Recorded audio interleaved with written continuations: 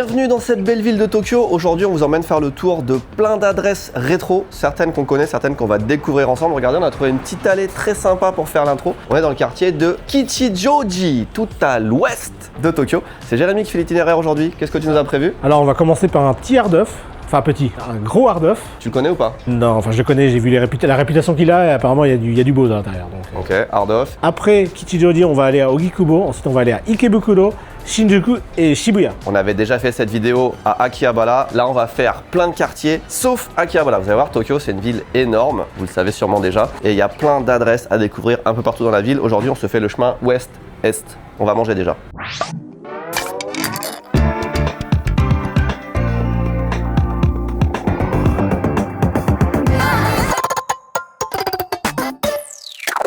Actuellement, il est 10h15 et on vous l'avait déjà dit dans d'autres vidéos, mais Tokyo, c'est une ville qui se réveille plutôt vers 11h. Tous les magasins ouvrent à 11h, parfois midi. Donc là, on va juste se prendre un petit déjeuner. On a trouvé un restaurant qui a l'air assez sympa, qui s'appelle Test the World. Et apparemment, tu peux prendre des petits déjeuners du monde entier. Donc on se teste ça vite fait et après, boum, hard off. On peut jouer gratuitement? Non, comment on joue? C'est quoi?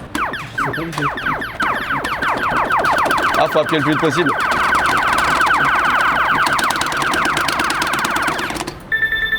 Bon, t'es pas prêt psychologiquement. Oh putain! Wow. Allez! On vient de passer devant un distributeur où on peut acheter des insectes grillés. Tu fais une drôle de tête, Timothée, derrière la caméra?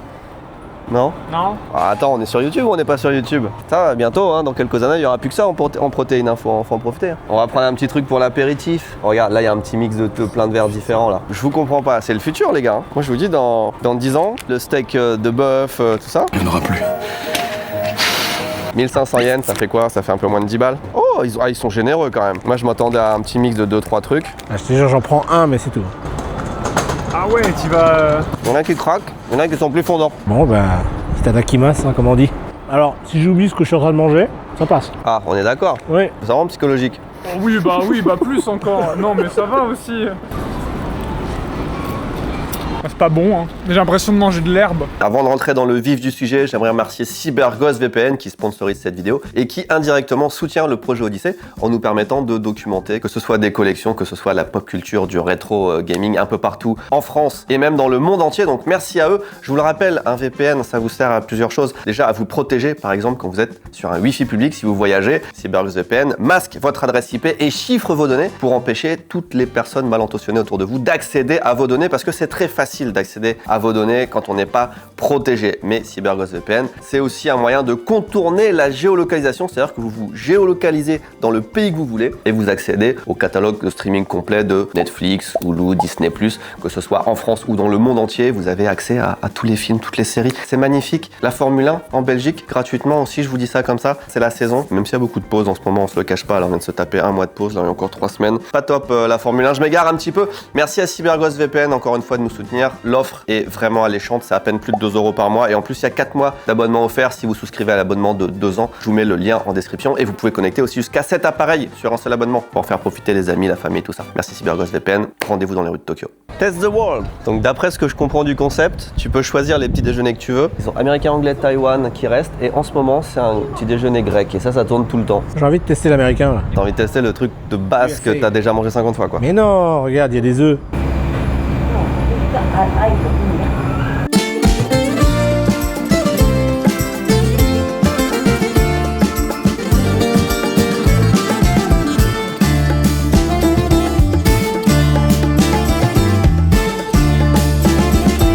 Alors après une demi-heure, 40 minutes d'attente, j'ai pris le petit déjeuner de Taïwan. Est-ce que ça te parle? Est-ce que tu te sens à Taïwan un peu là? Et effectivement, je reconnais les crêpes, ça aussi, mais bon, normalement, tu l'as pas emballé comme ça. Oui, en fait, si, ça a l'air pas mal. Ah oui, très bon. Ouais, toi, t'as pris zéro risque, un pancake bacon off. Non, mais tout à l'heure, j'ai mangé des insectes, alors...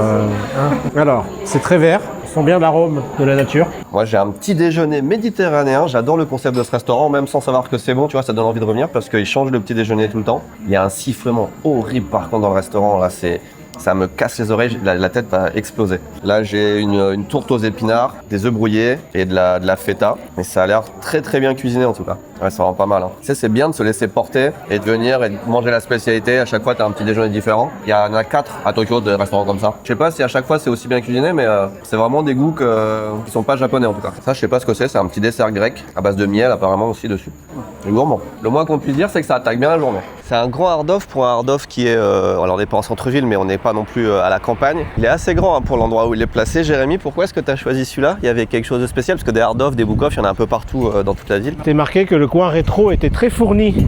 On est bien accueillis. En fait, ils ont fait un coin, ils ont fait un hôtel Mario dès qu'on rentre. Regarde le petit Mario doré là. Il est assez rare quand même celui-là. Oh mais oui, alors ça généralement c'est des choses qui sont en exposition dans les hard-off ou dans les magasins d'occasion mais qui sont pas à vendre. Et là il est à vendre à 110 000 yens. Là t'as toute une petite collection de La Game Boy Micro. micros. Ouais. Oh regarde, 220 000 yens. Donc ça c'est les Game Boy Light qui sont sortis uniquement au Japon. Et celle-là c'est une des plus recherchées. Alors il y en a qui sont plus recherchées encore que ça, mais celle-là, si elle est en bon état, il y a aussi un avantage de les acheter ici, c'est que quand on les achète sur le net, il y a un peu moins de garantie.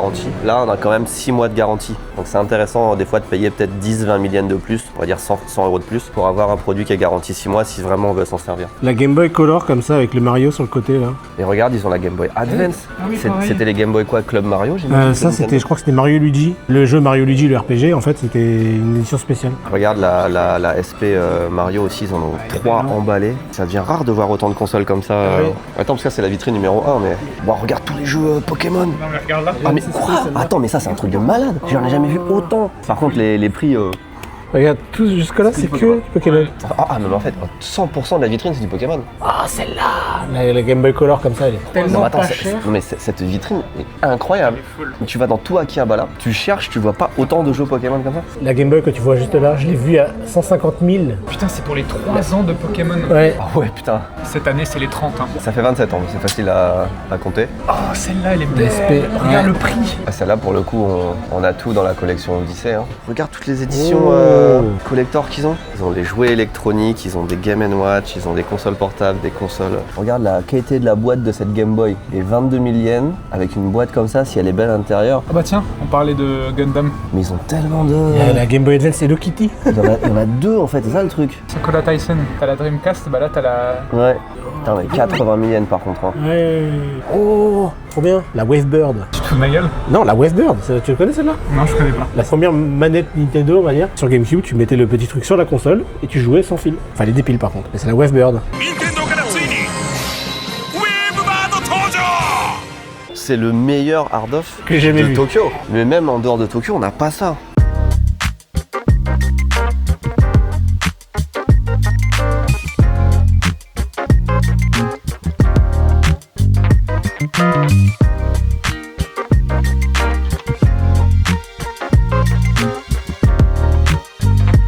Ah ouais. Ok, là ça devient intéressant. Non, on l'a celle-là. À chaque fois on veut la prendre mais on la prend pas parce qu'il y a un problème. Celle-là on l'a pas, tu vois. Non. Ça fait chier d'avoir commencé par celui-là parce que là je veux pas me le trimballer toute la journée. Je pense qu'on va revenir ici. Ils ont des trucs que tu vois jamais dans les magasins. Faut vraiment aller sur les sites de vente aux enchères pour les voir. Ah oui. Ça, t'as déjà vu en magasin? Non. En vente? Jamais vu. 400 000 yens avec 3 jeux par contre. Qu'est-ce que c'est que ça? 550 000, je l'ai jamais vu. Bah ça c'est un peu comme une Famicom Box je pense, ou une Super Famicom Box, un des deux. C'est quoi cette box putain? Et ça là? Mais c'est un mec qui a vendu sa collection, c'est pas possible. Ça c'est la même chose que ça. Tu dois mettre une pièce, regarde, Tommy. il y a une fente pour... Oui en fait ça c'est les appareils que t'as normalement dans des hôtels. C'est l'équivalent d'un jukebox, donc là pour une Famicom. Et là je sais même pas ce que c'est que cette console là. Tu mets une pièce déjà qui est le monnayeur avec et tout, c'est assez fou. Et tu choisis tes jeux comme sur un jukebox quoi. Et tu peux jouer directement sur la télé de l'hôtel. Autant ça c'est relativement connu, rare. Méconnue, mais celle-là, je l'ai jamais vue. Même après des recherches sur internet, on n'a rien trouvé. On peut voir sur un article de avril 2025 que cette console était déjà dans ce hard-off. Et même les internautes japonais s'interrogent sur le fait que quand on regarde sur Google Images, on trouve que des images de Toyota 2000 GT ou de Skyline 2000 GT. Donc cette console reste totalement un mystère pour tout le monde. Déjà, ils sont pas cons, tu vois, ils te laissent filmer pour les réseaux sociaux, ça c'est pas mal. Ils ont transformé une Super NES ou une NES en distributeur de... Les mouchoirs. Là, hop, ils en ont fait une. Oh, ils sont super intelligents ici. Je sais pas, c'est le meilleur magasin, le meilleur hard-off que j'ai vu de ma vie, vraiment. Oh, un truc de Yakiniku. Ah putain, tu m'as vu. T'as vu tous les jeux Neo Geo? C'est n'importe quoi. Ça existe pas normalement. Par contre, c'est relativement cher sur la plupart des trucs. Hein. Il y a du choix, mais les prix sont aussi... Mais là, moi j'hallucine sur le fait d'avoir des jeux européens, quoi. C'est pas des trucs nuls en plus. Top Gun, les Goonies... Il y a Super Mario là. c'est une dinguerie, c'est le meilleur hard-off, en tout cas pour les jeux vidéo rétro que j'ai jamais vu. C'est vraiment basé que sur du jeu vidéo quasiment, le reste ça vaut pas forcément le coup, mais c'est une folie. Par contre il faut venir avec 5 000 €. Si jamais vous voulez agrémenter, parce que là on a vécu beaucoup de choses hein, quand même, c'était très intense dans ce hard-off. Juste à côté on a un petit sanctuaire, pas confondre avec un temple, sinon Jérémy il vient chez vous, sonne à votre porte et il vous défonce la gueule. Ah regarde, on peut voir le Mikoshi, ils l'ont exposé. Ah, c'est plutôt rare ça. Le Mikoshi, c'est quoi? C'est l'hôtel. C'est l'hôtel portatif. Portatif, exactement. Et qu'est-ce qu'il y a à l'intérieur? Des morceaux, on sait pas en vrai. Ah non. C'est le kami, donc le dieu du sanctuaire qui va faire une petite balade quoi. Dans certains Mikoshi, je sais plus si c'est celui de Asakusa ou quoi, je crois que c'est dans un de Asakusa, où ils disent qu'il y a vraiment des cheveux ou des ongles de Bouddha ou un morceau de... Il est sympa, bah en vrai c'est une petite bulle d'air frais. En fait c'est ça qui est bien dans Tokyo, c'est que t'es en ville et d'un coup, parce que si t'écoutes bien, à part le bruit du vent dans les arbres, t'entends pas une voiture, t'entends rien. Ah, je regrette d'avoir pas pris mon portefeuille moi maintenant. Quoi, tu vas acheter Le le... Goshuin, oui, mais autant que je suis là. T'as ton non. carnet? Non, je l'ai pas, mais c'est pas grave. En fait ils te le mettent sur une... Dans tous les sanctuaires, les temples que vous pouvez visiter au Japon, enfin dans pratiquement tous, vous pouvez récupérer des Goshuin, c'est-à-dire des tampons que vous mettez dans des petits carnets. C'est écrit à la main, calligraphié avec le nom du sanctuaire ou du temple, la date du jour, et voilà, ça vous fait un petit souvenir de chaque voyage, et c'est très beau. Ça coûte quelques euros quoi. Ça coûte 500 yens en règle générale. 500 yens, des fois 1000 si c'est vraiment Oui. un petit peu plus excentré, un peu plus caché, mais je te l'offre, ça me fait plaisir. Tu me rends la monnaie par contre. Merci. C'est pour ça que j'adore faire des vidéos avec Benoît, il me donne des billets de 5000 comme ça. C'est trop immense. Et ça ressemble à ça. Tu sais que j'ai mis beaucoup de temps avant d'arriver à Tokyo et d'attacher de l'importance à ce genre d'endroit. Parce que t'es en ville, tu te dis ouais c'est excitant, machin, il y a plein de trucs. Mais maintenant, c'est peut-être l'âge, tu vois. Où on se dit c'est bien d'avoir des petites bulles d'oxygène, où vraiment t'es calme et t'as un petit peu de nature. Maintenant, j'adore ce genre d'endroit. Alors que pendant je sais pas combien d'années, je m'en foutais complètement. Genre t'aimais pas quand t'es arrivé quoi. Non, c'est pas que j'aimais pas, je trouvais ça bien, mais je me suis vite dit bon, ils se ressemblent un peu tous, t'en as vu un, t'en as vu 10. Et je ressentais pas le besoin d'avoir un petit peu de silence autour de moi ou quoi. Mais là, tu vois, j'apprécie maintenant. Ça doit être l'âge, ou la maturité, ou la sagesse. Appelez ça comme vous voulez. Se rend ici, à Ogikubo. Qu'est-ce qui se passe? D'où il y a, dans une gare random, regarde, où il y a personne, un distributeur de cartes Pokémon avec une file comme ça. C'est des cartes classiques en plus. Ils font tous la queue, c'est qu'il y a une raison. Et le gars qui est là, il a pris un, il est revenu derrière l'arrière de la file. J'ai jamais vu ça. Des endroits où tu peux acheter des boosters, il y en a plein à Tokyo. Pourquoi tu veux faire la queue à celui-là? Des fois, il y a des mystères comme ça. Ça fait combien de temps qu'on marche là? Ça fait... 10 minutes depuis la gare, ouais. N'utilisez jamais l'application Map de Apple. Elle nous a fait faire un détour pour nous emmener pas à la bonne destination. Ah ouais, donc là on tourne en rond dans un quartier résidentiel. Je me disais aussi pour du rétro là, c'est pas... Ouais, bah voilà. Tu sais, Jérémy en fait, il est bonhomme, il est jovial et tout, t'as envie de lui faire confiance. S'il va dans une direction, tu le suis, c'est pas... Tu remets Non, pas en c'est ma doute. montre, qui m'a dit d'y aller. Oui, bah oui. Ma montre, elle me parle, elle me dit d'y aller. Parce que là, il est 1h de l'après-midi quand même, c'est vrai que ça fait peut-être même plus de 10 minutes qu'on marche, on discute, on est là, En plus, l'endroit qu'on va aller voir, j'ai juste vu une photo. Et je sais même pas si on peut être... C'est louche en fait. C'est bizarre. On va arriver là-bas, une chance sur 2 pour qu'il n'y ait rien.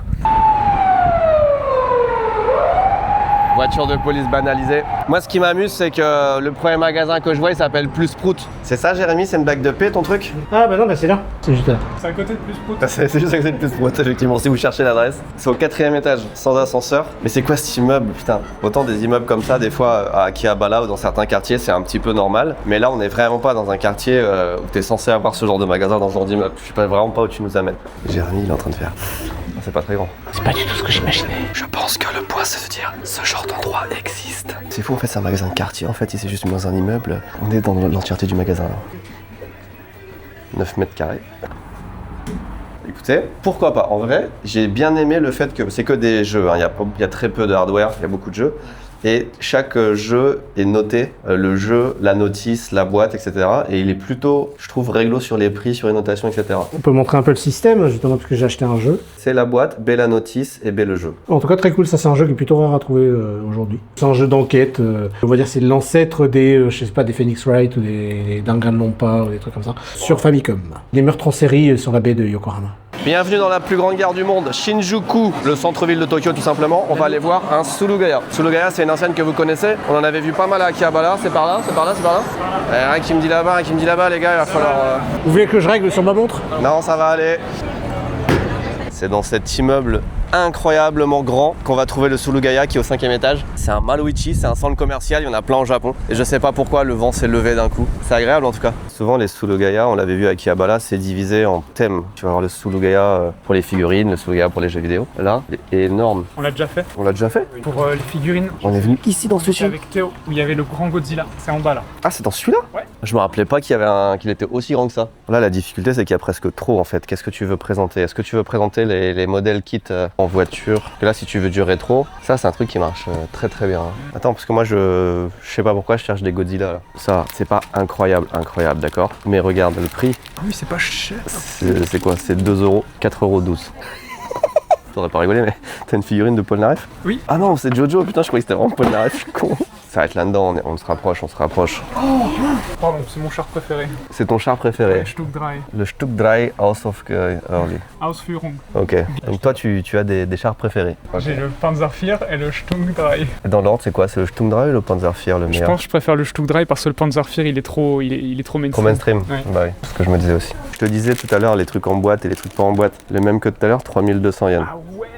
700 yens, 3200 yens, on voit quand même la différence. On se rapprocherait peut-être. Parce qu'il y a une espèce de quand même revival en ce moment des licences rétro, les Godzilla, les Ultraman, tous les trucs comme ça. Kamen Rider, ouais. C'est quand même plaisant de se balader dans ce magasin parce que tous les rayons sont vraiment différents. Tu passes de Godzilla à Mario. Ils ont fait un step-up sur les Amiibo récemment. Ouais. En fait, le problème, c'est que le premier magasin qu'on a vu, le Hard of de ce matin, était tellement fou que tout ce qu'on va voir après va paraître Fade. Alors que pourtant, objectivement, il est quand même grand. Il y a pas mal de trucs, mais WonderSwan Crystal, j'ai l'impression en très bon état.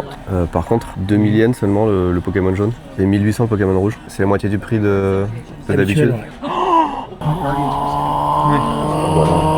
C'est le coffret de la Game Boy Micro avec le jeu Mother 3, avec la couleur de Mother 3, bref. Regarde tous ces jeux Dreamcast par contre. Ça, c'est hyper rare d'en voir autant. Là, la mission, c'est... Ah, Special 5. T'as vu le prix? C'est pas cher. En général, il coûte très cher. Ouais. C'est un jeu de rythme pour Dreamcast, qui est un jeu de rythme vraiment bien. Et le mien est rayé. Ah, je suis trop content. Et il est super dur à trouver. Hein. Wario Land sur Virtual Boy, 57 000. J'allais essayer de deviner le prix. 57 000. 57 000. C'est fou. En plus, ils le mettent derrière, personne ne le voit. Ils ont découpé la box de la Dreamcast pour mettre la Dreamcast à l'intérieur. Ça a perdu de la valeur de fou. Et non, 77 000, c'est super cher en plus.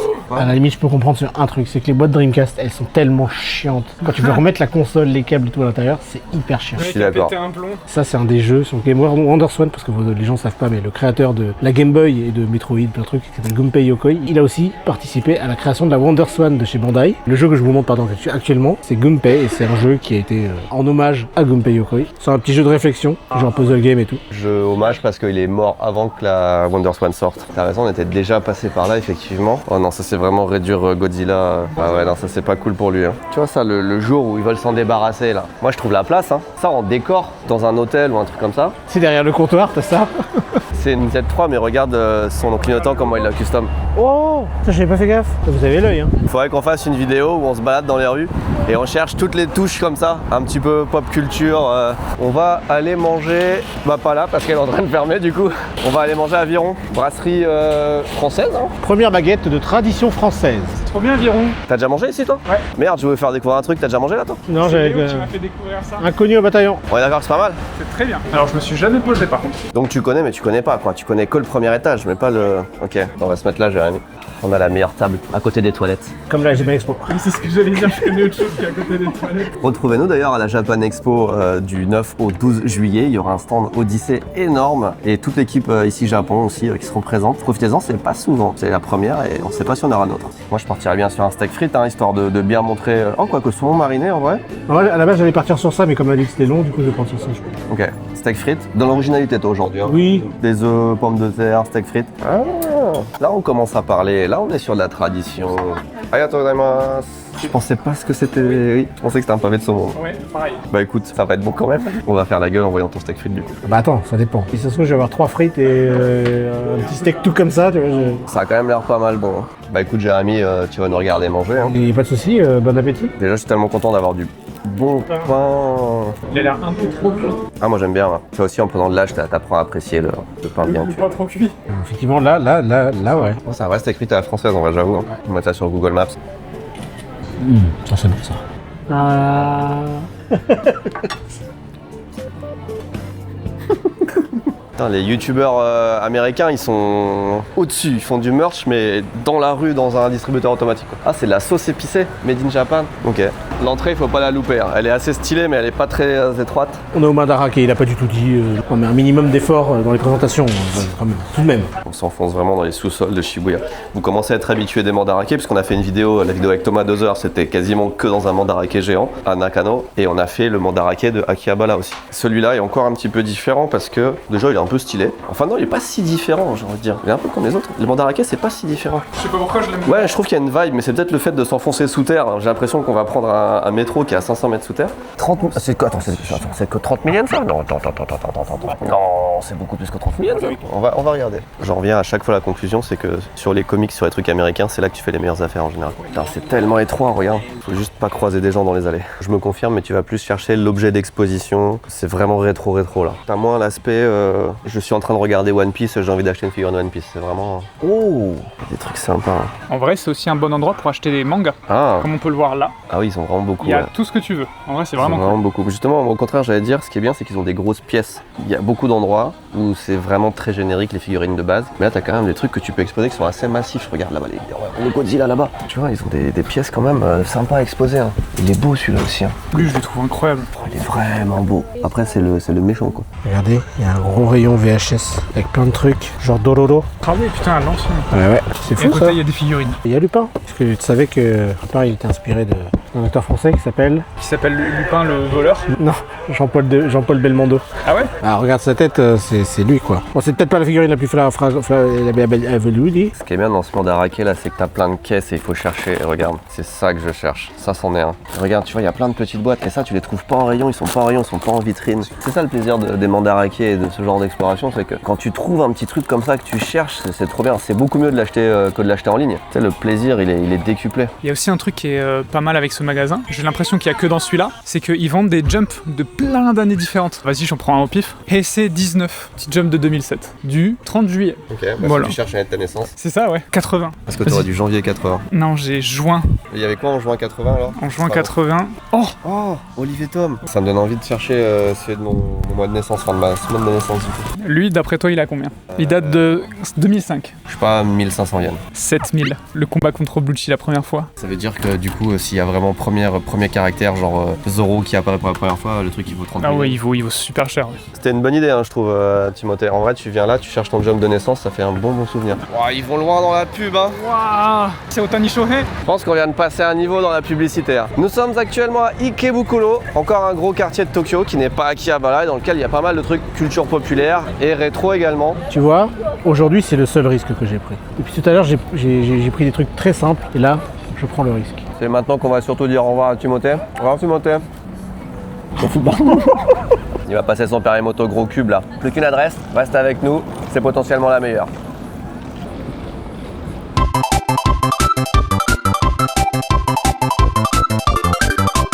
Attends, bouge pas Jérémy, avant le Super Potato, il y a un Yellow Submarine juste là, on était posé devant. Yellow Submarine c'est quand même une enseigne qu'on voit... C'est connu, ouais. Ouais, on va voir. Et c'est là qu'on laisse place à l'imprévu aussi dans la vidéo. Hein. Comme dans la vie en général, il faut savoir saisir les opportunités, il faut savoir s'écarter du chemin et vivre des aventures comme aller à Yellow Submarine.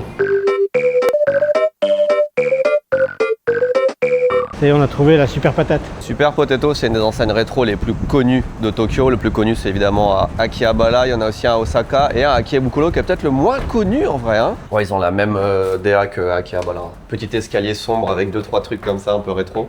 Alors ça, c'est potentiellement la meilleure adresse parce qu'ils ont toujours des dingueries dans les Super Potato. C'est petit, putain, c'est étroit. Mais il y a des trucs en vitrine, il y a des trucs en vitrine. C'est celle de je parlais tout à l'heure qu'on avait vu à 190 millions. 248 000. C'est vrai que d'un magasin à l'autre, les prix ont l'air complètement déconnectés. Hein. Après, Super Potato en général, c'est cher. Oh, ils ont un Puckman, 31 900 yens. Il y a une musique d'ambiance, on a l'impression qu'on est dans un magasin, tu sais, comme dans les Gremlins, le Bugui où t'as des trésors. Ces jeux-là, il y a quelques années, ils mettaient des bacs à l'entrée des magasins comme ça, là. Et ça, c'était des jeux gratuits qu'ils mettaient dedans à l'appel. Et tu pouvais prendre tes jeux Game Boy gratuits. Après, c'est passé à 50 yens.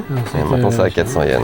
Alors, tout ce qu'il y avait au Hard Off, ils l'ont ici, mais juste en display, quoi. Ça s'achète pas. Regarde ce qu'ils ont là-haut aussi. On sait que ça coûte 110 000 yens au Hard Off. Ah, oui. C'est là qu'on se voit à quel point le Hard Off, il était exceptionnel tout à l'heure, parce que ce qu'ils ont là en exposition, en déco, qu'ils vendent pas, c'est ce qu'il y avait dans l'autre truc à vendre, quoi. Il est un peu moins intéressant, beaucoup moins intéressant que les autres. Mais j'ai pris un truc qu'on va ouvrir ensemble dès qu'on sera revenu au bureau. ils vendent une Junk Box 2200 yens. Elle est lourde, elle est très lourde, c'est pour ça que je l'ai prise. Let's go. Attends, ah ça c'est le truc d'origine. Ils ont mis ça sur le plastique d'origine. J'ai un nickel plastique d'origine. Tu voulais le garder neuf de toute façon? Bah ça je voulais attendre Thomas. On va déjà ouvrir ce petit Godzilla que je ne connais pas, qui est une nouvelle série que je découvre. Ah pour autant il est neuf. Regarde, il a jamais été monté. Allez, on enlève tous les petits picots. Attention, quand je vais claquer des doigts il sera monté. Waouh! Il est pas incroyable. Je sais pas où on va le mettre. On va le mettre un peu caché. On va le mettre là. Il est bien là. Et celui-là, je vais pas l'ouvrir tout de suite. Tu vois, c'est ça la vraie série là. Ça, c'est la série de fou. Un Godzilla par film. Celui-là, je vais pas l'ouvrir tout de suite. On va attendre ce bon vieux Thomas. Allez, maintenant la box, c'est ce qu'on attend tous. Tu penses qu'il y a quoi dedans? Je sais pas du tout. Pour moi, c'est que des jeux. Pour moi, il y a une manette. Qu'est-ce qu'on a en junk pour 2200 yens, soit l'équivalent de 12 balles? Oh! Oh! Bon, en vrai, déjà, c'est pas mal ça. C'est Zelda 2, Adventure of Link, sorti en 1987. Celui-là, déjà, tu vois, on va le mettre là, du coup. Putain, c'est trop bien. Je l'avais pas. Pour moi, rien que là-dessus, ça rentabilise le truc, tu vois. Ah, un truc pour le micro ou le casque. Sur la Nintendo 64, on a un contrôleur PlayStation qui, pour le coup, est vraiment junk. Ça, oh ça putain, j'ai pas souvent vu. On a une disquette 3 pouces et demi. Genre ça se vend pas, ça normalement. C'est pour MSX. Gamba Goemon sur PlayStation. Oh putain, le prochain! Oh c'est trop bien. Allez Zizou. Et 1, et 2, et 3, 0. Sega Saturn, la Coupe du Monde 98. Bon, les boîtiers sont éclatés, mais on va les remplacer. En vrai, c'est une super bonne pioche pour nous. Un autre jeu Saturn. Ah, c'est du Mahjong. Crash Bandicoot 3. Crash Ah. Bandicoot Racing? Ah, c'est pas le même. Non, c'est pas Ah, mais oui, mais ça, c'est Ah, ça, c'est des- Crash Team Racing, ça. Ah, mais Et c'est ça, la démo. C'est des démos, regarde. En vrai, c'est bien d'avoir ça. Mais oui. La démo de Gran Turismo 2. On a aussi des câbles. Qu'est-ce que c'est que ça? Un adaptateur PSP. Oh, Un un Joy-Con. Joy-Con Switch. Un jeu DS. C'est pour entraîner son cerveau. C'est le Dr Takashi. C'est pas Kawashima, c'est le même genre, mais c'est pas lui. On a Street Fighter EX3 et la version Platinum de Dragon Ball Z 2 sur PlayStation. En vrai, pour 10 balles, c'est trop bien. Merci à vous d'avoir suivi cette aventure. Je vous rappelle que vous êtes sur la chaîne Odyssée. Si vous n'êtes pas abonné, faites-le. Il y a des vidéos comme ça qui pop de temps en temps, régulièrement, soit au Japon, soit en France. On vous parle soit de pop culture, soit de l'avancée du projet Odyssée. Je vous fais des bisous. Merci Jérémy. Merci Timothée. Merci à vous d'avoir suivi cette vidéo. Merci à CyberGhost VPN encore une fois de l'avoir sponsorisé. Je vous rappelle la présence du lien dans la description si vous voulez profiter de leur offre. Un VPN, c'est pratique, c'est sympa. Des bisous.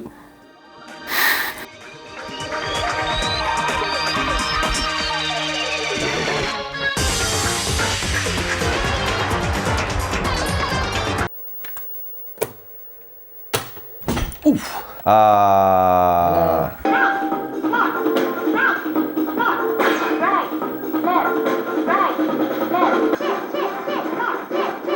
Right, two, right, two.